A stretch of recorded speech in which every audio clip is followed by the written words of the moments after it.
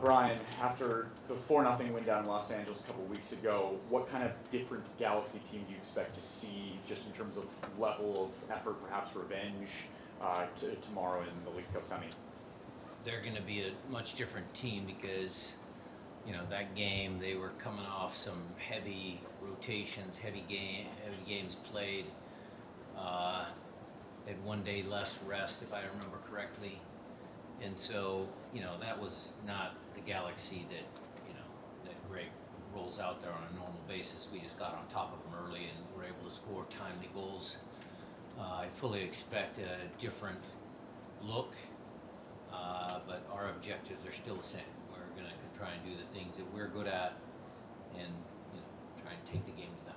The attacking pieces that they have, and Peck and Pencil, the others, what challenges will they pose to your defense, when they can get rolling offensively? Nothing that Nuhu can't handle or hasn't seen before.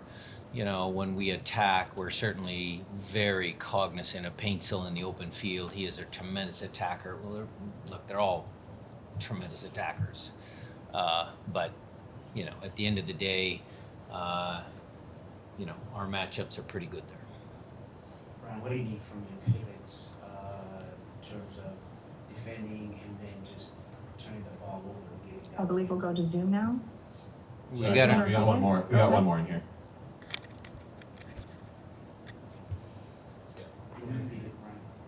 You talk a little louder, boss. So you want to repeat the question? No, I got it. Thanks. The pivots are going to be critical in this game because that was one of the areas that we did very well down there. They obviously have a very experienced guy in there, and Royce comes up in different spots. So Christian and Obed looking behind their shoulders, covering the ground, being able to press in the right moments, yes, but they also have to make sure they're clean, attacking-wise, so that we can establish possession. Pace was really key for you last game and has been all. Thank you. What will be the difference between this match and the last one? Where that beats their goal rate opponent 4-0. Thank you so much. Yes, the match is going to be completely different. Like I said earlier, I expect the Galaxy to be very motivated, well rested, and well coached.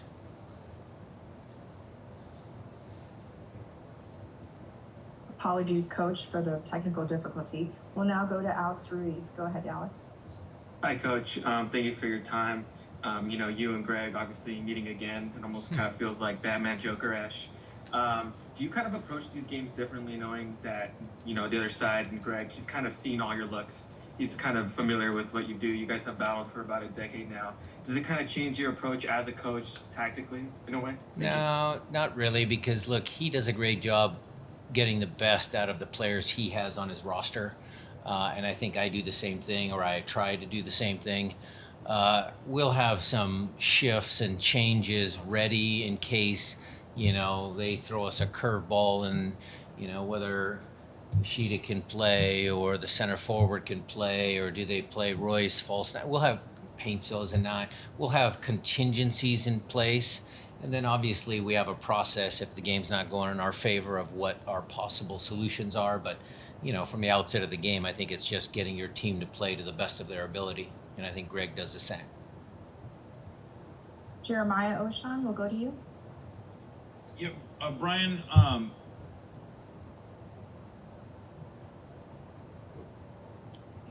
did Danny Leva's performance on Sunday do anything to sort of alter your perception of your options at the number 10 spot? Sure. Gives us a chance to move Jesus back to the right if I feel necessary. Danny played extremely well up there, and it was a good performance. And I guess if you could just, what ways do they interpret that role differently? Jesus and Danny.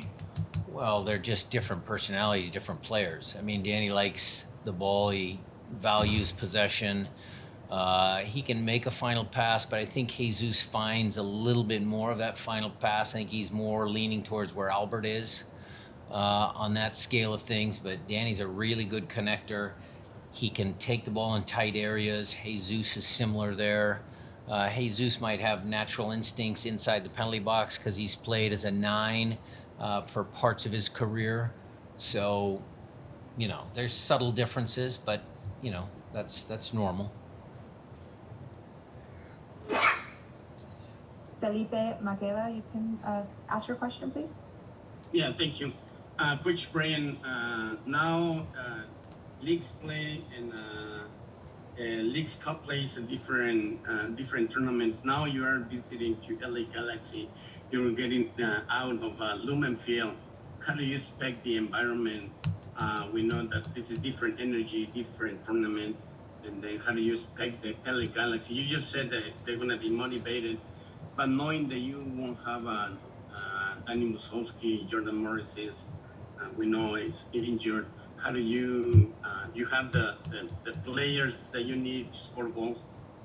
Felipe, we've been saying this for a long time. It's always the next man up. We're not focused on who's not playing. We're actually focused on who is actually be on the field. And the atmosphere in LA is always a good one. I enjoy going down to the Galaxy. It's a beautiful stadium. It'll be a beautiful evening and hopefully an entertaining soccer match. And the last one on Zoom, we'll go to Rodrigo Serrano, please. Hey, Coach, thank you for your time. There's a lot of new rivalries in the MLS, but how healthy it is to have the Galaxy and the Seattle facing again. It's a historic rivalry, two of the greatest teams in MLS, and also how healthy it is to have guys like Marco Reus come into the league performing at a very high level, and they're makes your job harder. Sure. Müller, Son, Royce, they've all played at the highest levels. Then you sprinkle in young, exciting players like Paint, Pencil, Ricky Pugh. Then you have our franchise, who obviously is a very proud franchise with big players throughout the years.